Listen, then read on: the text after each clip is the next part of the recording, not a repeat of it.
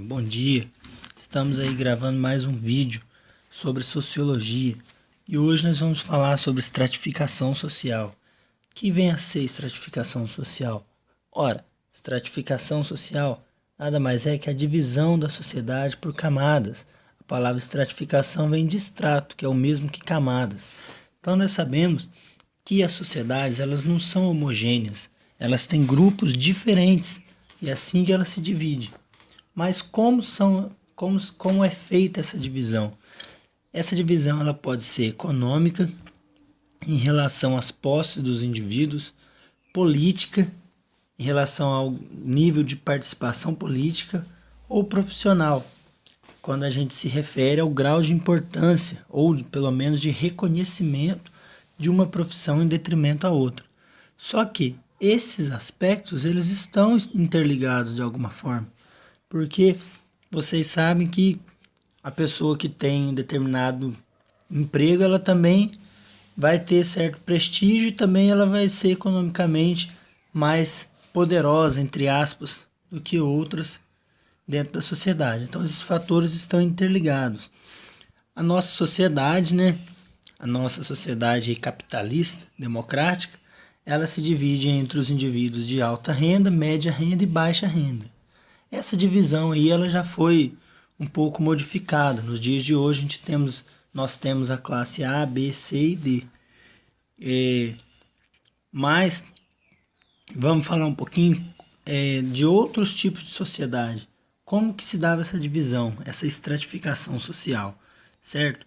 Então, primeiro é o sistema de castas, que é um sistema que ocorreu oficialmente na Índia, é um sistema milenar, mas ele foi abolido em 1947, constitucionalmente, só que ele ainda permanece muito forte lá por conta da tradição. Ela era dividida entre os brahmanes, que eram sacerdotes, os kshatriyas, os militares, os vaixás, que já eram os comerciantes e artesãos, os sudras, que era o pessoal que fazia o trabalho mais braçal, e os párias, que são aqueles considerados impuros, aqueles conhecidos aí como que estão à margem da sociedade. Eles não podiam nem trabalhar, vivem até hoje, da piedade alheia. Essa sociedade, a característica principal dela é que não há mobilidade social. Aonde a pessoa nasce, ela permanece até o final de sua vida. Diferentemente da sociedade estamental, que foi uma sociedade que aconteceu na Europa feudal na Idade Média. Essa sociedade também, assim como a de castas, a posição dos indivíduos é definida pelo nascimento. Então, se a pessoa nascia serva, ela ia morrer serva. Se ela nascia nobre, ela ia morrer nobre. Porém, na sociedade estamental existia uma mobilidade social, mas era muito raro, muito difícil. Como que acontecia? O rei, por exemplo, poderia dar um título de nobre a um camponês. Então, isso podia acontecer, só que não acontecia a todo instante. Nessa sociedade aqui, nós vamos ter também a ascensão da burguesia, que são os comerciantes.